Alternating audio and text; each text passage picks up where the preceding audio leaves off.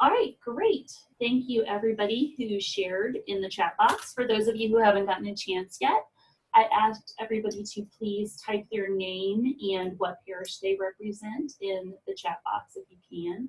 It's great to see so many people of you, so many networks represented today. Excited to have all of you here. I think we're gonna go ahead and get started. This is Lizzie Kosei with the Department of Ed. We are going to be reviewing the Ready Start Network Cohort 3 application. It was released last week via the Early Childhood newsletter. So hopefully all of you have had a chance to take a look at it, review some of the questions, see what it looks like. If not, I am gonna copy and paste into the chat box. This is a link to the request for applications, which just gives a little bit of background. And it also has a link to the application itself. So please, if you haven't had a chance to look at these questions that make up the application, please take a look at it when you get the chance, maybe after this presentation is done. I think it'll put a lot of things in context. So today we're going to do a little bit of background briefly to discuss early childhood in Louisiana and basically why Ready Start networks were created. We're going to review the Cohort 3 application itself. We're going to hopefully prepare you to complete that application, and then we'll talk next steps and questions.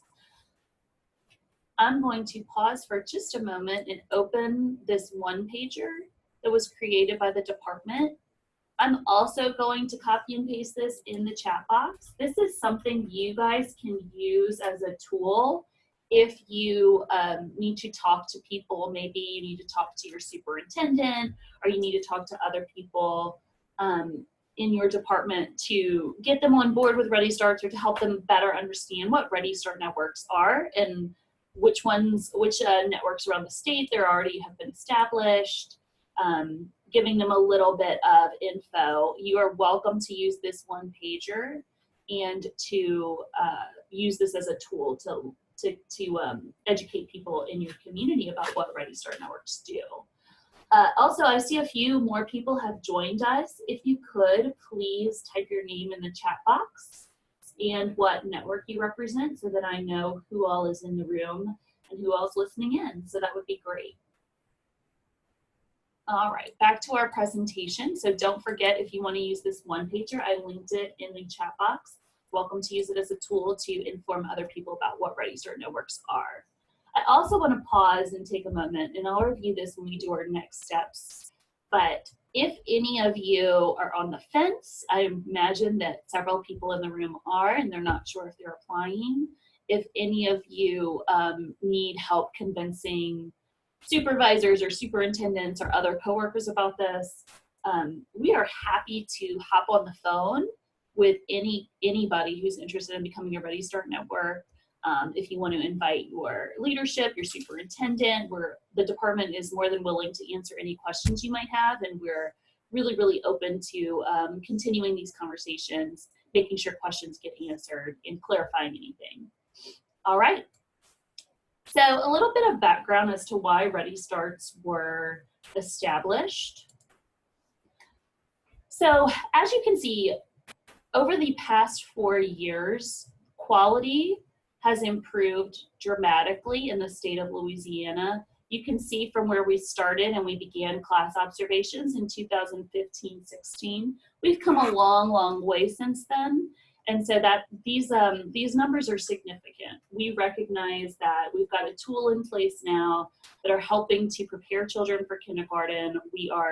We're doing that work, and the quality piece is really, really moving. So many professional developments, coaching, lots of things have been moving and happening in order to ensure that all of our children who are in publicly funded sites are receiving a quality education. So as you can see, quality scores have really dramatically improved over the past 4 years. And that's something we should pat ourselves on the back about and be really proud of. Then when we look at access to quality, these numbers are very, very stark, and the access gaps remain really, really large, particularly for those families with infants, 1-year-olds, 2-year-olds, and 3-year-olds. we're doing a pretty good job serving our 4-year-old population. But as you can see, these numbers just are not moving fast enough. So while we have had significant quality improvements, getting children in those seats and serving more at-risk students has been really, really hard, and something that we are prioritizing at the state level. So we realize that there's a birth to 3 crisis in Louisiana. We realize that the access gaps remain really large, particularly at those young ages. And right now, we think that if communities are empowered with increased authority and responsibility and resources, that they will drive faster rates of improvement and access expansion. So what that looks like is we've developed these Ready Start networks, kind of like what I like to describe as community networks 2.0. Ready Start networks are tasked with the same thing community networks are tasked with, such as administrative work, class observations getting done, child count, coordinated enrollment. But in addition to that, Ready Start networks are really driving a local vision. They're executing that vision to expand local access and quality. But they're doing that by developing a blueprint, building a coalition, establishing a governance structure, and executing fundraising strategies. So those are our 4 pillars of Ready Start networks. If you were a part of the Get Ready cohort, you are very familiar with these 4 pillars. And also I will say those 4 pillars of Ready Start networks are the basis for the application for Cohort 3. So our intention, the State Department's intention with creating Ready Start networks is to basically alter these numbers hopefully at a faster rate. We think that if local communities are empowered, that these numbers, they're the drivers here, they're the ones who really know what their community needs and what actions need to be taken. And so we're hopeful that access gaps will shrink once Ready Start networks are in place and implementing all 4 pillars. We currently have 13 Ready Start networks. We established our first cohort at the beginning of 2019, and then our second cohort came on board in August of last year. So we're really excited. These 13 communities represent very different parishes. We've got our parishes with the largest populations, such as East Baton Rouge. We've got Jefferson, Orleans, Calcasieu. But we've also got parishes that are Ready Starts now that are serving much different environments, including very rural communities like Richland, Madison, Morehouse, up in the northeast corner of the state. And we've got some things in between, like Natchitoches Parish, Rapides, which has the city of Alexandria, but is also rural and outlying areas. So we've got some really unique challenges in each of these Ready Start networks, and they're each approaching their challenges in different ways. These folks are also just really great resources. If anybody is interested in chatting with a current Ready Start network, just to hear from them, ask them some questions about what the work has really looked like, I would be happy to put you in contact with any one of these leaders. So if you become a Ready Start network in Cohort 3, the department is committed to equipping you with what you need to be successful, and that includes funding, professional development opportunities, and technical assistance. So funding for Ready Start networks will be $100,000 for the 2020-2021 school year. So that funding would come in at the beginning of July. Ready Start networks use this funding for a variety of different ways. Some of them use it for consulting purposes to really drive strategic planning. I know one in particular is consulting with someone to help them with fundraising strategies, because that was where they felt was their weakest area. Other people have worked on website revamping. There really is a lot of flexibility in this funding as long as it is driving your Ready Start network forward. and really supports that vision of where early childhood is going in your community. Particularly if you think about your blueprint, that would help you probably make some decisions as to where that money needs to be spent. So that is another issue, another topic we can talk about in more detail if you become a Ready Start Network, but I do want you to know that yes, you will get this funding up to $100,000 for the next school year. You'd also get technical assistance from us at the department. We make frequent phone calls to our Ready Start networks. We visit them in person. We provide technical assistance, and we really just try and support them however we can. So you would certainly not be in this alone if you become a Ready Start network. You'd hear from the department frequently as you encounter challenges and questions, and we try and support you as much as we could. We also want to do professional development for our Ready Start Network leaders, including what's called systems thinking training. We're hopeful to have a Cohort 3 orientation toward the end of June. That date, the potential date for that was listed in the application, and hopefully we'll nail down those dates soon.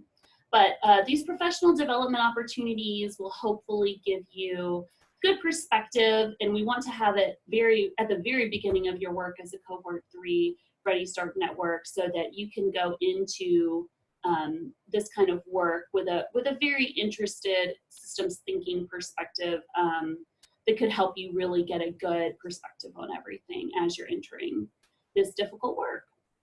And lastly, one of the benefits of being a Ready Start Network is in recognition for all of the hard work that you're doing, recognizing that you are the leaders of early childhood in the state, and that you are really driving the needle, moving the needle for children in your community. We prioritize Ready Start networks for new seats and additional funding. So if any new seats opportunities were to come our way in the next year, if we received extra dollars, Ready Start networks are the first priority. So I have a few highlights from the field that I'd like to share with you from current Ready Start networks or other people who are touched by this work. I'm going to pause though, because I do want a chance for you to ask any questions.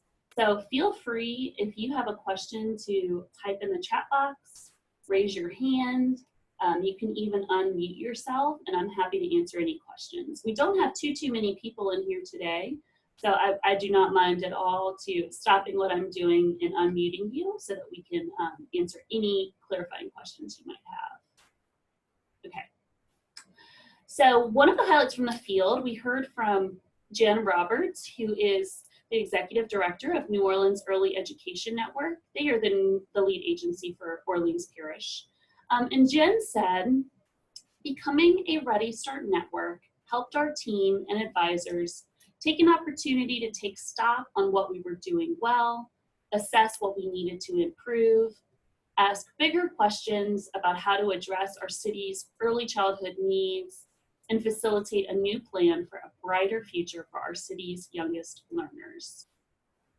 So I think that really sums it up well, that Ready Start Network, becoming one, would really give you an opportunity with the funding, with the technical assistance, with the help from the department. We can really help you ask those bigger questions and address them and figure out what's the best thing we can do moving forward to help children in your network. We also heard from Tony Davis, who is a Bessie member, who's a strong advocate for early childhood and a strong advocate for Ready Start networks. And he shared that having a diversified leadership group that represents the perspectives of local educators, philanthropists, business, advocacy groups, and others is the best way to ensure we can address local needs of local children. Ready Start networks provide a comprehensive framework to bring these interests together and align their efforts to help ensure strong local support for our earliest learners. So again, Tony does a great job of summing this up. Part of becoming a Ready Start network entails bringing people in the community together, broadening that coalition, bringing them to the table, and it really will help drive the needle for improving early childhood for your youngest folks in your community. So here are some examples of what Ready Start networks are doing now or have done in the past year. So the first example I have is a big one, and that is that Orleans has gone to their city council, and the city council approved a $3 million budget to increase access for at least 150 children ages birth to 2 in their city. So that is a huge number, and we recognize that that was a great success on behalf of NOEN, or New Orleans Early Education Network.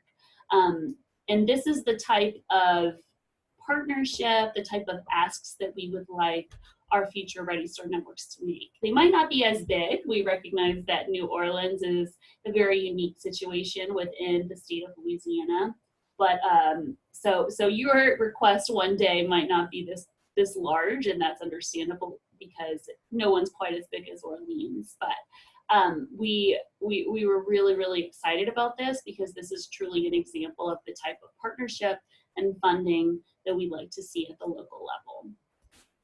Another example is that Ready Start Iberville, which is a smaller parish, just by broadening their coalition and meeting new people, the leader there, Lydia Canova, she received an opportunity to partner in a community-wide grant application, and if they receive it, it will include fully funded seats for families in need.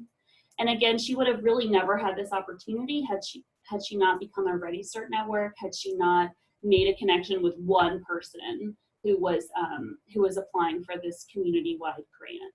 So it's all about meeting people, bringing them to the table, and learning about new opportunities. And this was a sure sign of success in Iberville. We're hopeful that they will be awarded this grant. Ready Start Washington is a great example of really having the opportunity to look closely at your data, analyze it, and figure out what your needs are.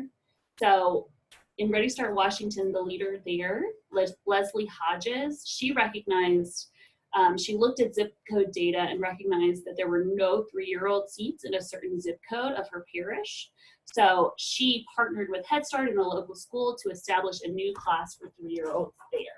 So that was a great example of partnership. It was a great example of data analysis and looking closely at true needs in your community. Lastly, I put Ready Start Jefferson and Ready Start Lafayette kind of in the same category because they approached this in a similar way. They really both did a great job of broadening coalitions. So they recruited people in their community from philanthropy backgrounds, industry, healthcare, local universities, and they really engaged them to help in the blueprint process.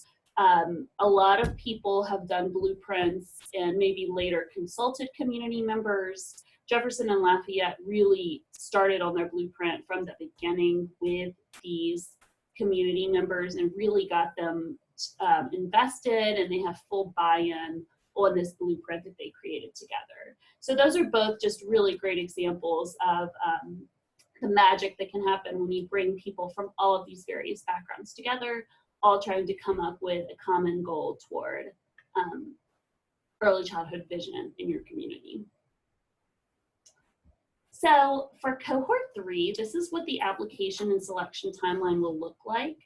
If you are intending to apply, we'd like you to send me an email, a voluntary notice of intent that simply states, I am intending to apply for Ready Start Network Cohort 3. That's all we would need. We're hopeful to get those by March 11th.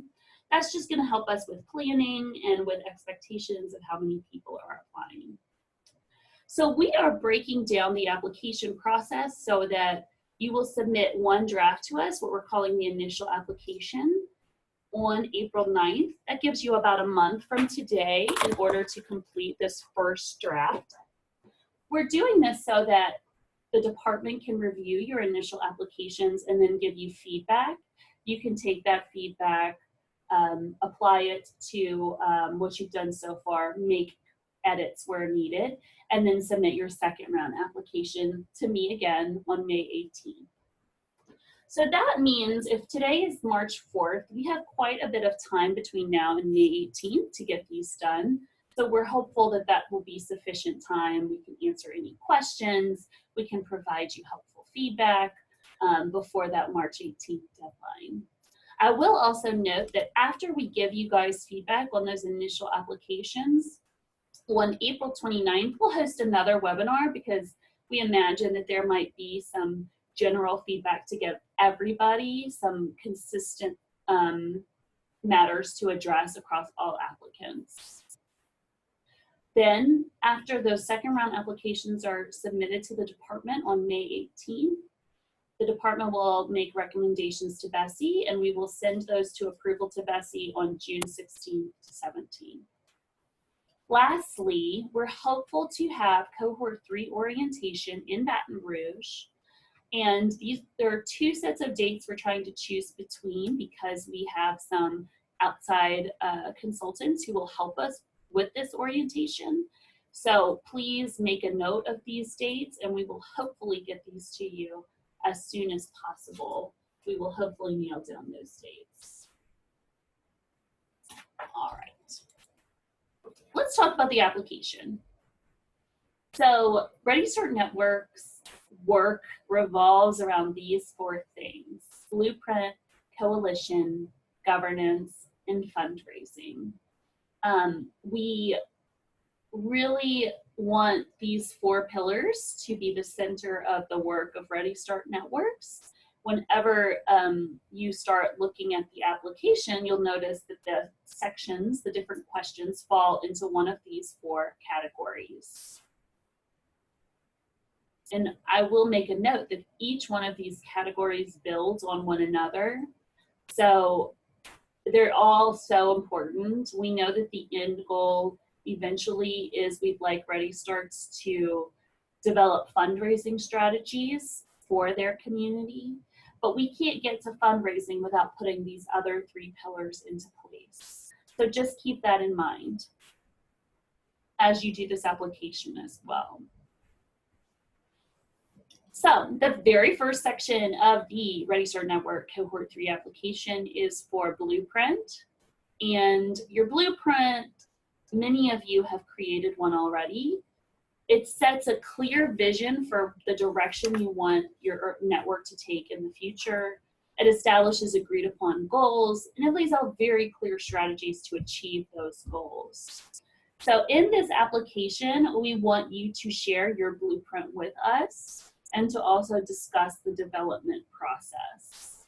If for some reason you weren't able to do a blueprint for the Super app, maybe you weren't a part of Get Ready, there's kind of an alternative question that asks what is your plan for developing a blueprint, and so on. So if you have not yet created a blueprint, we can work with you. But the majority of you have created one. So we'll want you to think critically. We'll want you to share it with us, first of all. I want you to think critically about certain things. We want you to think about who in the community needs to feel committed to this blueprint. Did I involve them in the process? And if not, how can I involve them in the future? What is my plan for revisiting the blueprint and making improvements? And how can I really use this document to help further the cause of early childhood in the community? How often can I revisit it? Can I share it with the community at large? Can I, use it strategically when making decisions? There are lots of thoughts that can go into what you're going to do with your blueprint and how it can help you. So these questions at the bottom aren't necessarily what the application asks for. It's just brainstorming questions to help you determine your answers for what we asked in the application itself. So really, at the end of the day, we just want you to think critically about how you developed your blueprint to begin with, and then how do you plan on making changes? How do you plan on bringing more people in? That sort of thing. So the second section is all about coalition. And the coalition for a Ready Start network is the group of community members who are committed to supporting you and your early childhood work, serving as advocates and champions for you. They're promoting your cause to the community. And in the application itself, we first of all ask you to list your current program partners, but we also want you to brainstorm potential stakeholders that could be added to your coalition, how you might engage them, and what those new stakeholders could contribute. For any of you who participated in the Get Ready cohort, this kind of work was already starting to establish. We've made a network mapping list, part of the requirements of Get Ready. We ask you to think critically about what those people could contribute to your network if you were to recruit them. So you've already kind of begun this work, and you can use that piece that you did in Get Ready as a jumping off point. So as you complete these sections, we want you to think about these questions. Who in the community needs to know about early childhood? Who can be an advocate? That might not be a specific name. It might just be an organization or an industry or a company that you want to reach out to. So it's okay if you don't necessarily know a specific person's name, but if you think critically about the different organizations that are in your community that you might reach out to, that's what you would put. We want you to think about how do you plan to reach out and engage them, and what can they bring to the table? How can they provide support that you don't currently have?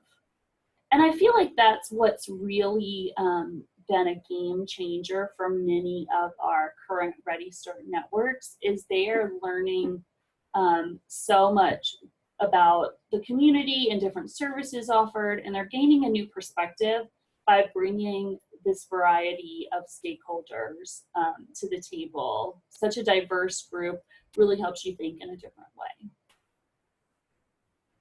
So coalition is the second section you will answer questions on, and the third is governance. So Ready Start networks are asked to establish a governing structure that allows your Ready Start network to make collaborative decisions about early childhood with key members of your community. So we want you to think about what your ideal governing structure for your Ready Start network might look like, and we want you to explore how you would approach building that structure. So as you complete this, think about these things. How do you envision a governing structure in your Ready Start network? How would this look similar or different to what you currently have in place? So some of you, most of you probably have a pretty regular network meeting with your program providers. Some of you might have some sort of advisory council of sorts, or maybe you're involved in Head Start, or you're the Head Start grantee and they have a policy council. But we want you to think about Ready Start networks and what kind of structure might be put in place if you did establish one. And how will that governance structure differ from your coalition? So sometimes that is a confusing piece for people, to differentiate the difference between governing structure in coalition. And I think Kay used to always say it, and I've picked up on it since, is the coalition are the people who are helping you. The coalition is basically anyone in your community that's an advocate for you, that is invested in early childhood, and that wants to know about the work you're doing. The governing structure is made up of those people from your coalition, some but not all. So there are some people who might be in your coalition who might not necessarily serve on a governance structure. And we want you to think, when you establish this governance structure, who needs to be at the table to make decisions versus who needs to just stay informed about work that's happening in early childhood? So just consider that as you are completing this application. How will your governance structure differ from your coalition? Carmen asked, for the governance structure, what's a typical number of participants? That's a great question. We've had very different ones based on the different network sizes. I know one that's probably got I want to say 21 members, and that's relatively large. I just talked to someone today who recommended anywhere from, I think he said 11 or 9 would also be typical for smaller networks. Basically, I would suggest you think about who needs to be represented and think about what makes the most sense for you. So 9 or 11 might be small for you, Carmen, in TNG, but maybe 13 or 15 seems reasonable. Also, I use odd numbers because there does need to be like an odd number structure for voting purposes. Good question. Okay. Lastly, who would you include in a formal governance structure to ensure the following are true? We want to make sure your membership is diverse and representative of the community and inclusive of non-providers. So what we mean by that is we'd love for you to include your early childhood providers. That means child care center directors, Head Start representatives, school representatives. But aside from that, we'd really like to see non-providers, community members at large, maybe those who represent philanthropy, someone from a local university, someone from a nonprofit, that sort of thing. We'd really like to make sure that those people are also representative at your governing board. We also want to make sure there's public trust and confidence in the decisions of the governance structure as it relates to funding, seats, and investments. So what that means is we anticipate that governing boards will approve or endorse how additional funding or seats get allocated or investments from the community, what happens with those numbers. We anticipate that the governing structure will have a role there in approving or endorsing. So we want, as you establish a governing structure, we want to make sure that you've got the right people at the table to ensure that there's public trust and confidence in decisions that are made by the board.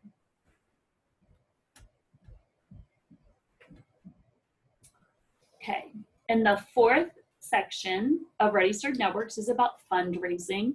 And this is a pretty simple section. We're asking you not to think about fundraising strategies for your future because we recognize that that is something that comes later after connections get established, after governance is put in place. We recognize that that's not going to happen immediately.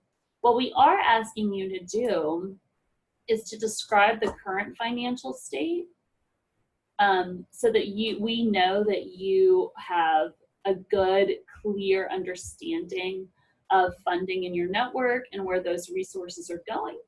And are they being maximized? Are they being used to the best, the most resourceful way they can be? Then we're gonna also ask you some questions about how you use Super App as an opportunity to expand or sustain early childhood funding. So we basically, we just want to use this as an opportunity to see that, one, you have a clear understanding of your current state, and two, we want to hear about how you approach Super App, how you might be thinking critically about the dollars you have, what were some of your thought processes behind requests that you made, or who did you engage with the Super App, that sort of thing.